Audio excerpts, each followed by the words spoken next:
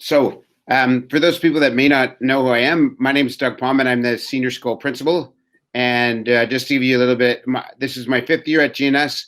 I have 2 kids, one of which, Rebecca, is already in the senior school in grade 10, and the other one, Alex, who's in grade 8, will be coming into the senior school next year.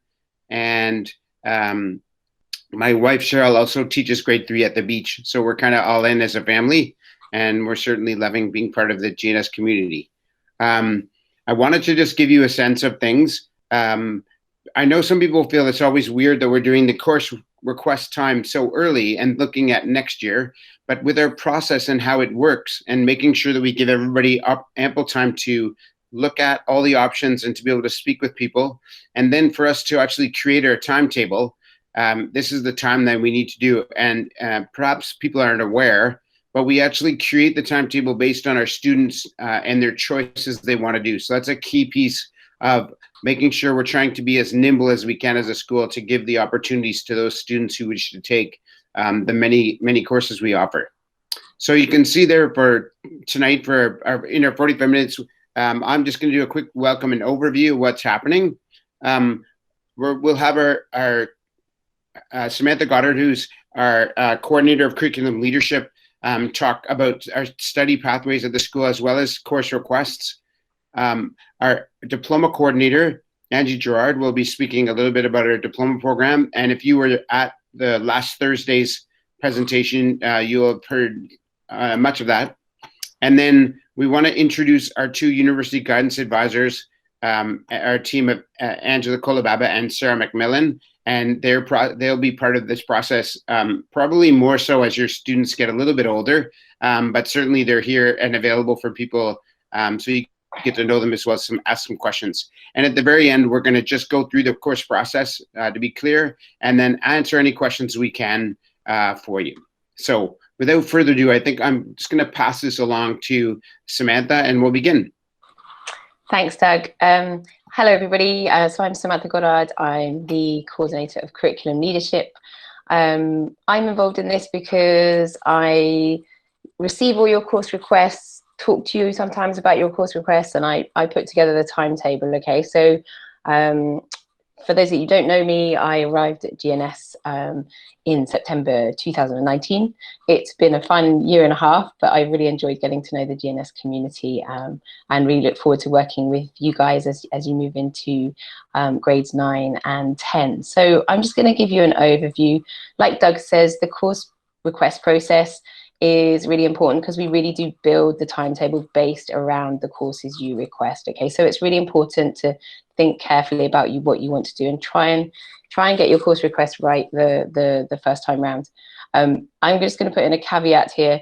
I'm presenting, so I can't see any of you. So this is a very strange position for me to be in. So if you can't see me or if you can't hear me properly, please let us know, and the team will let me know. But I can't see you, I can just see the presentation. So just to give you an overview of the courses that you need to select when we come to do the course requests, and those that you have choices over, okay? So going into grades 9 and 10, there are some courses that you have to take. This is both an IB requirement and a provincial requirement, okay? So all our students need to take IB language and literature, individuals and societies, science, physical and health education, and design, okay? And those are the courses you'll do throughout 9 and 10, and are really a continuation of what you've studied in grades 6, 7, and 8. Then you have some electives, and these are similar electives to what you may have had in the middle school and in grade 9, okay? So you've, as you go into grade 9, you need to choose a level of math. Most of our students will choose the standard mathematics class, okay? And I know many of you will have come to our math presentation evenings a few weeks ago, and you will have seen the communications we've sent. But for most of our students, the regular math class will be the correct math class for them going into grades 9 and 10. Students who are really, really keen on math and who want to in the future study math at a very high level may be interested in the mathematics extended class. This is for those students who are looking to study math higher level in grades 11 and 12 later on. If you're unsure about which kind of math class you should go for, it's really best to talk to your teachers, okay? Because they will know where your level is and what you're best to do in the future. So that's the first choice. The second choice is around language acquisition. And so going into grade 9, you choose one language, okay? So either French or enhanced French, Spanish or Mandarin, okay? And it's really important just to think about which subject you enjoy most, which one you're strongest at, which one you maybe have ties to as a family or you're interested in personally. And then finally, you choose an arts. So the arts choice is between band, choir, visual arts, and drama, okay? And you choose just one of those options. Final thing to say going into grade 9 is it's really important to think carefully about this choice, because the idea is that whatever you decide to do in grade 9, you continue into grade 10, and you may well continue into grades 11 and 12, okay? So just be aware that the choice you're making going into grade 9 is the choice you'll continue with into grade 10. And I'm going to hand over to Angie now, who's going to talk a little bit about the pathway going into grades 11 and 12. Thanks, Sam. Yes, my name's Angie Gerard. I'm the IB Diploma Coordinator at our school. And for those of you who attended our info session about the diploma program last Thursday evening, great if you could make it, but if unfortunately you were unable to make it, just wanted to let you know that we did also record that info session, and very soon it will be posted on Blackbaud under resources under the International Baccalaureate. So stay tuned for that, and if you'd like more information about the IB Diploma program.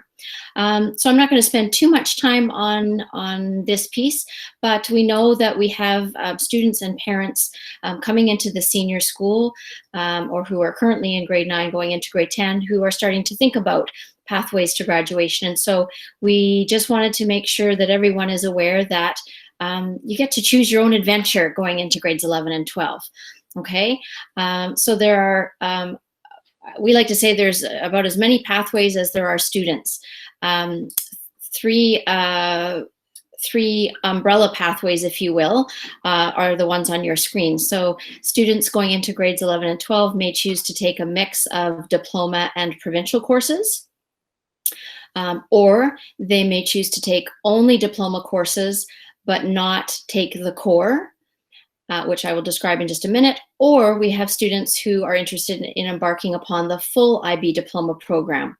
And I'm just going to speak a little extra time on the full IB diploma program so that we're all on the same page. So the full IB diploma program would have students taking all 6 of their courses as IB diploma courses. In addition, they would be involved in this piece called the core, located at the center of the IB diploma. It has 3 parts to it. The first one is a course called Theory of Knowledge, which would sit within their timetable. It's a scheduled course. The second piece is the extended essay. All full diploma candidates will write a 4,000-word academic paper. And finally, CAS, which stands for Creativity, Activity, and Service. And in a nutshell, it really is the framework that the IB diploma program puts together for students and their co-curricular program. But as I say, what we want you to take away, in addition to everything else you're going to hear this evening, is that once you're, as you're working towards grades 11 and 12, there is choice. And I think now I'm going to pass it on to our 2 amazing university guidance advisors. Good evening, everyone. Can you hear me okay? Just give me a nod there. Okay, perfect. Thanks. So my name is Angela Kalababa, and I am one of 2 university guidance advisors. We're very fortunate to work with all of the senior school students, and we do meet with some middle school students here and there and their families. We really start having meetings with students and their families, especially in grade 10, because they're committing to a 2-year sort of course selection process for grade 11 and 12. But just know we are very service oriented, and we want to support each individual family and student along their journey and thinking about the future. So we both come from the post-secondary world. In fact, it's amazing to us to realize that we've combined 32 years of experience in post-secondary advising. This is our 4th year at GNS, and we're just loving our job. It's an amazing role to play to help people achieve their goals. And so I'll just tell you about myself quickly. I come from the world of international student recruitment and admissions from the University of Victoria, where I worked for 14 years and traveled into over 60 different countries doing that. And I will go into classrooms and do presentations very similar to this one, and just talk about opportunities for the future and how to prepare for that strategically. And so it's a real blessing to be here with you tonight. Thank you for taking the time. And I'll pass it over to Sarah McMillan. We work together in partnership. Thank you. Hi, everyone. I hope you can all hear me. Thumbs up would be very helpful. Thank you. Yes, just grateful for the opportunity to connect with all of you virtually this year. I'm Ms. McMillan, so the other half of the University Guidance team here at GNS. And yes, a little bit about my background. Again, we do share that higher education background, Ms. Kalibaba and I, which has been really great. I worked at 3 different post-secondary institutions in Canada. I've migrated from east to west. So I worked at Queen's University, where I first started my career, doing some kind of national and international recruitment as well, and supporting the admissions process there. And then I landed in the UBC Vancouver admissions office, where I worked for just under 10 years, getting real insights into their personal profile, supplementary evaluation process, learning a lot about policies and procedures, and getting to work with students from around the world there. And then my final landing place before GNS was in the University of Victoria Academic Advising Office, working with current university students and their university course planning. So quite a breadth of experiences there, and it's been so nice to bring that learning and those tools to the GNS community, and just get to know students and families on a deeper level, and support each student pathway along the way. So I look forward to getting to know many of you more in the future, and thank you again. So we've already kind of alluded to this, but we do have a very support-oriented sort of service where we like to get to know people on an individual basis and consider best fit for post-secondary life. We know that doesn't come kind of at the same pace for each person. Everyone gets there at their own speed, and people change their mind a lot along the way. But our job is to try to help ensure that the right doors are opened to keep those possibilities for choice open later on. And so we teach career life connections for the grade 11 and 12 students, and we see the students every 2 weeks in that role. And we also do advising in our beautiful University Guidance Center. If you haven't seen it, it is a more renovated space, and it's a nice place for students to gather and study and do research, and where we can get to know them better. So do know that that's available. And our students do go all around the world, and they apply to many different schools before determining which one they want to go to. So we've got a lot of information to share.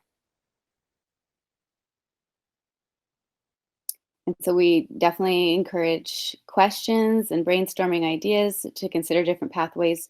We also help students prepare for potential jobs, interviews, resumes, and help them with their service applications if they're going for competitive opportunities and summer programs.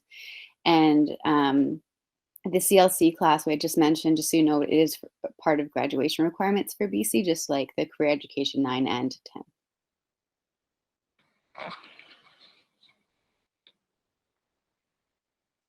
Hi, thank you.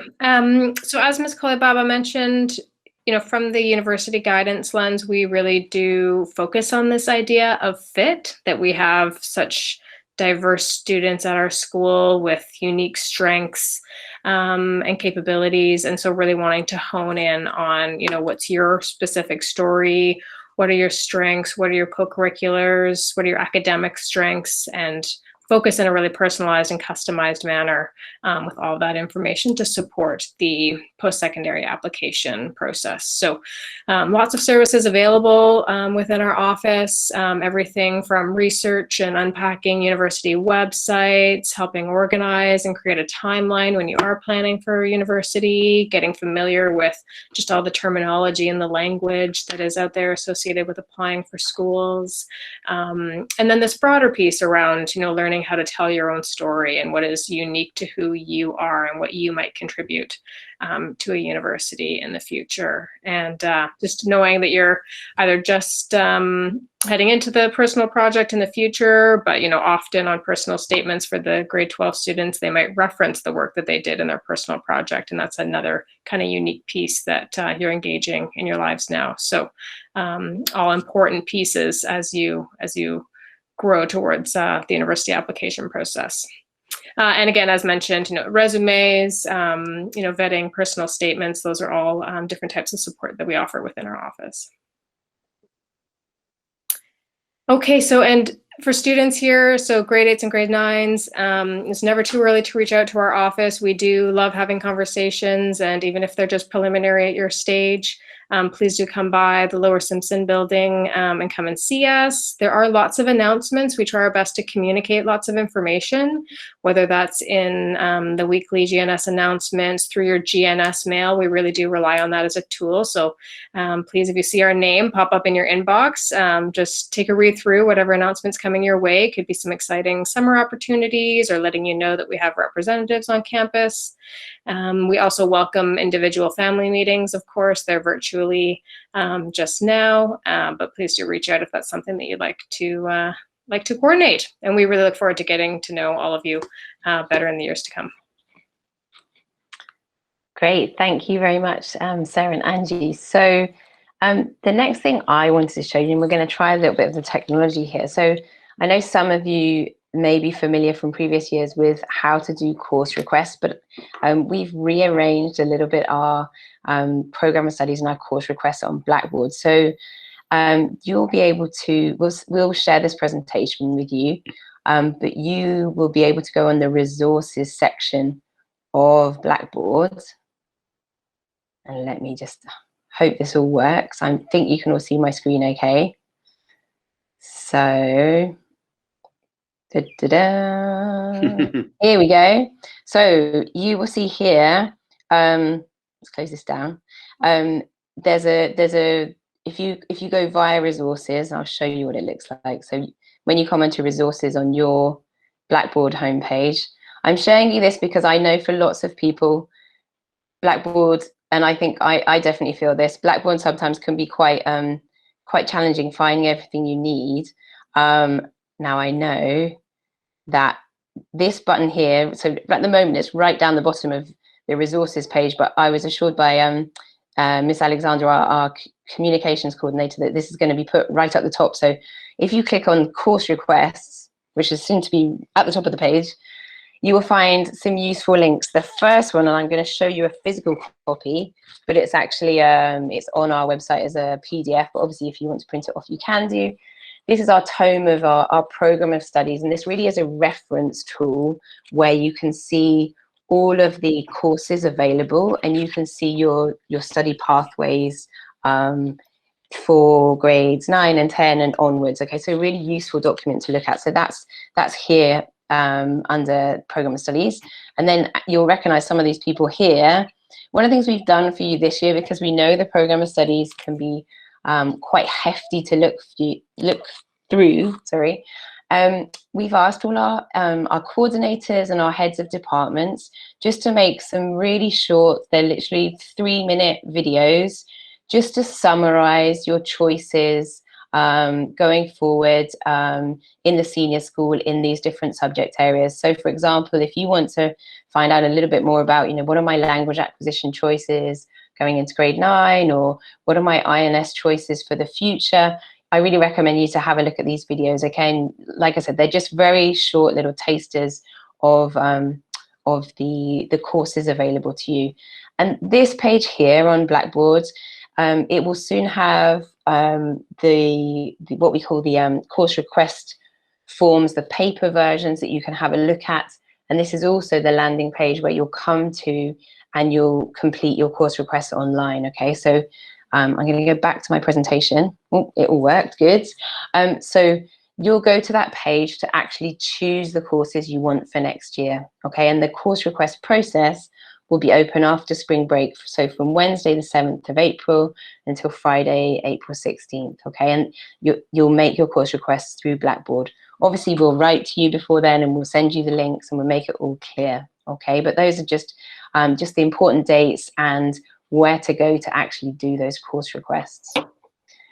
And obviously, you know, in the run up, so we've got, you know, several weeks now before spring break. Now is a really good time to be thinking about what you might want to choose for next year. So this is a really important process to go through. So think about your strengths, think about your passions, think about what you might want to be doing. Post GNS, I know it seems like a long way away, but it comes around really quickly, and it is important to kind of be making the right choices now so that you can be working towards those goals. Talk to your teachers. They are really, you know, they're the people who know best what your strengths are, what your skill set is, and what they're the people who know best about the actual courses. Talk to your family. Talk to your home form advisor. They've often got a really useful perspective as well. And as Ms. Kolibaba and Ms. Macmillan said here, you know, talk to the university guidance advisors as well to get their views and their advice on the post-secondary landscape and what you might need to do. So I think I'm going to hand back to Mr. Palm now. Thanks, Samantha. I just wanted to say just a quick thing also that when you saw the web page, this is new that we haven't done before, and the videos are wonderful. All of our curriculum leaders and heads of department were able to talk about a little bit of the course selection process from their perspective. You'll really see the passion from each of the heads of department and how much they love their subject area and how much they're trying to build that passion towards the student. So I would take the time, and even we'll make sure the students go there too, but it's a really nice way to be able to gain a little bit of perspective and a little different way other than looking at the write-up. I don't see anything yet, but if you look up at the top of your screen, you'll see the chat function, which is where you can type a question. We have tried to think ahead of time to think what kind of questions would there be, and all of our speaking points and the slideshow itself has been about that. So I'm not sure there are questions, but if you do have a question, feel free to send it in the chat, and we'll be happy to answer it now. Samantha, the first question is there an opportunity for a student to pick up a second language either later on in high school or perhaps, you know, during at the same time? Maybe you want to touch on that question. Yeah, sure. Really good question, and a question we have had from other families before. So going into grade 9, within the timetable, there's just the option to pick one language, and that's because in the MYP, we're really insistent on trying to have a broad curriculum. Okay, so we're trying to have enough hours to meet all of the demands for our subjects. Okay, so within the timetable, there's just room for one language acquisition. However, there are lots of co-curricular options. So there is, in the senior school, there is currently a French club. I believe there's a Spanish club. I know there's often opportunities like that. We also do have some students studying languages outside of GNS. So, for example, online or via family connections. When you then get into the diploma, there is an option. So, for example, and I'm going to hand over to my esteemed colleague, Madame Girard, in a moment. When you get into the diploma, you may want to look at varying those language choices. So, for example, if you've taken Mandarin or French before and you've never studied Spanish before, when you get into the diploma, there is the opportunity to pick up Spanish ab initio. So you're not stuck necessarily with the same language. If you don't want to be, you can vary your language pathways as you move up the school. Is how often do courses fill up so that the student does not get into the class of their choice? I mean, I could answer this one, but if you want to go ahead, go ahead. Well, I'll tell you what, I'll start and then you add to it. So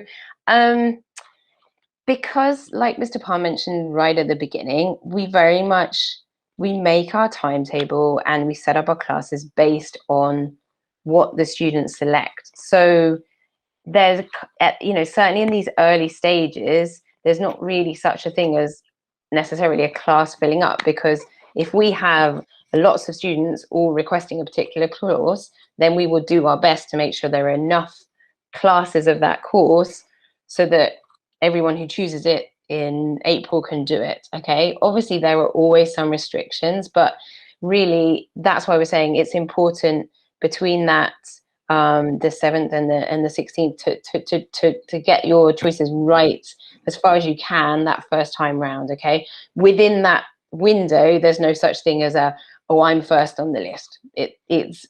You don't have to be there on April the 7th to make sure you get the right class. Like I say, we look at all the requests, and we very much try and make sure that we have enough classes so that everyone who signs up to their choice can do those choices.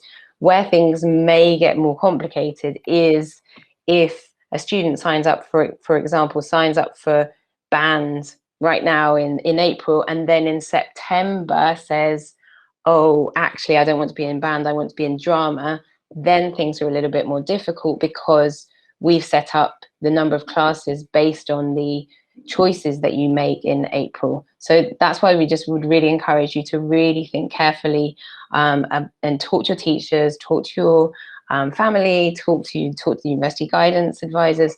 Really think about that choice carefully, and you've got that time until the 16th of April to make that choice. And if you make a choice on you go in there on the 7th of April and you make some choices, and then a few days later you change your mind, you can go back in and make those choices. It will just replace your previous choices. So you have that window, and I would just really encourage you to really think carefully so that when you make those choices, we can then build a timetable that's as accurate to your choices and what you really want as possible. I don't know if you want to add anything to that, Mr. Palm.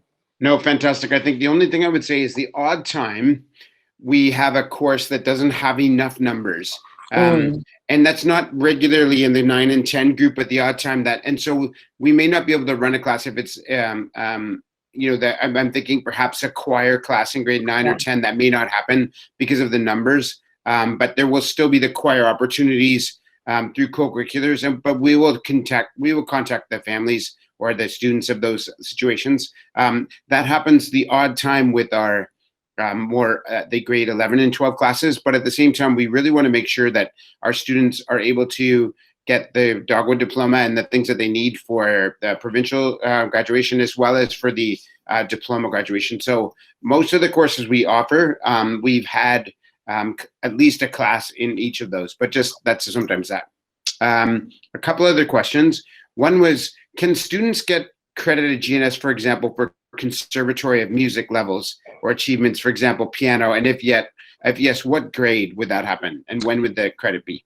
Yeah, really good question. The answer is absolutely yes. And if you want, you can obviously write to me with more specific questions. The Royal Conservatory of Music has lots of really good information on their website as well if you wanted to go and investigate there. But the credits really start to count from grade 10 onwards. So it's the grades 10, 11 and 12 that are the credits that go in your transcript and count towards graduation. So depending on the level of music you've done, there are lots of exams and courses that count towards grade 10, 11 and 12 credits, and it just depends what level of music you've done. But like I said, you can drop me an email and I'm really happy to answer specific questions about that. You can also go on the Royal Conservatory of Music website, and they've got some great pages, with very specific information about their qualifications and how they match up to graduation credits. But yes, all those kind of things. And you'll see in the program of studies, in the first part of the program of studies, you can see some really clear examples of things that you might be doing outside of school. So driving exams or first aid exams or life-saving or Duke of Edinburgh, all these kind of things. There are lots of things that you may well be doing outside of school and things you might be doing in school that can count towards graduation credits. Yeah. And obviously there's an element of it that counts for graduation, but there's also an element of it that helps with, as our university guidance advisors, in terms of like the supplemental applications and or scholarships or those types of things, where they're looking for a student's really wide breadth of opportunities, not only what they do in the classroom, but all the ways that they do through service and all those different elements. So they're great to sort of talk about. Last question that we have in the chat is, which is I think a great one. It says, do the choices for grade 9, meaning like regular versus extended math and or French, guide or determine their degree path in grade 11 and 12? So I think what they're saying is, if you have an extended coursing math or French, are you limiting or are you creating an opportunity in grade 11 and 12 from that? So I don't know, shall I start? And then I don't know, Madam Gerard, if you want to add something from just in terms of the diploma courses. So in terms of math, so it's really important to recognize that for next year, I'm sure lots of you have read the communications and perhaps taken part in those meetings. But whereas previously, if you wanted to go into the math A&A SL route in grade 11 and 12, you needed to be in the extended math class. That's no longer the case. So for now, for most of our students, if you want to go into pre-calculus 11 and 12, or if you want to go into math A&A SL, which is what most of our students want to do, the standard mathematics class will be the right class for you. If you're thinking that in grades 11 and 12, you really want to go into something like the math A&A higher level class, so math is really something you kind of live and breathe and you're really passionate about, you're really strong in, then you would want to choose the extended math class. So I'm gonna, and I'm sure Madam Gerard or Ms. Kolibaba or Ms. McMillan might want to add something on the math perspective.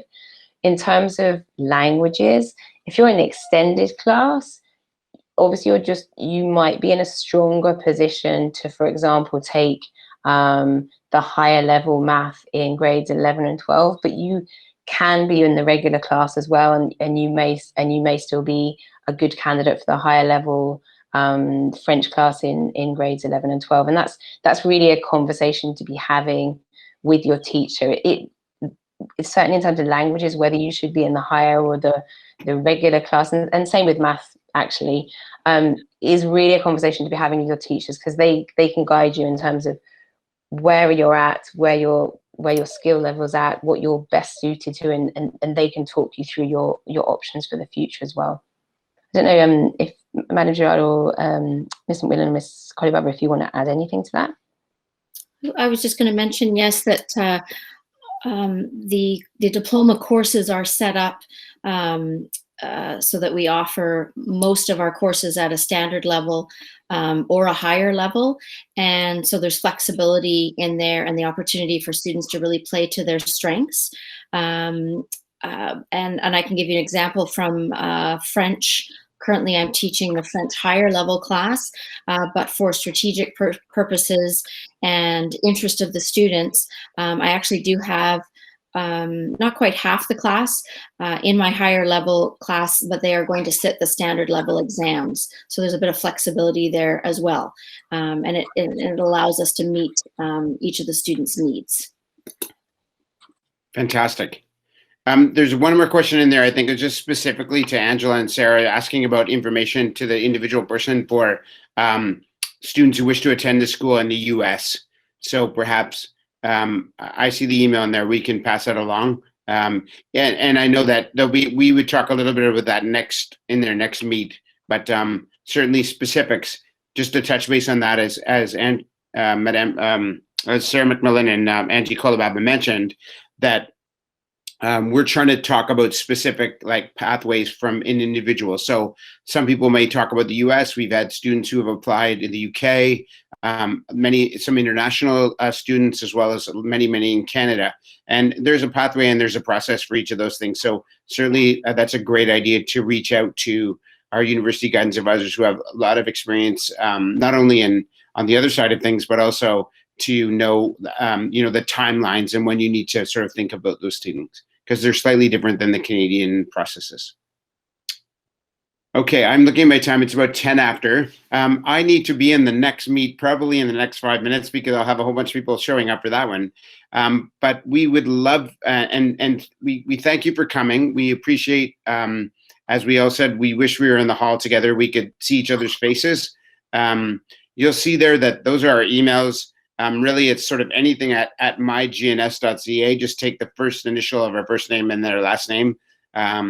And those are all on ways you can get contact through Blackbaud and or any other way. And if you can't remember, just call up the office and we will be transferred to us, or they will let you know what the email is as well. And we look forward to helping your students choose those classes for grades 9 and 10. And then on the pathway towards post-secondary, we'll look forward to the amazing things I know they'll do in the next 4 years.